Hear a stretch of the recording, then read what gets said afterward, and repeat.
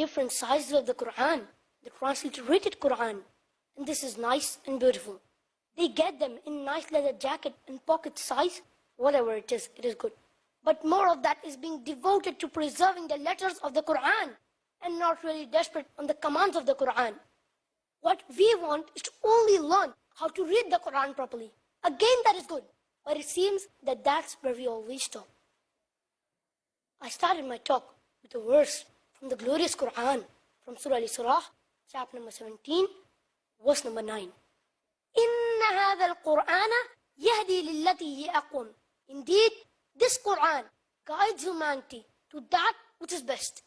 Best in form, best in manner, best in result, best in path.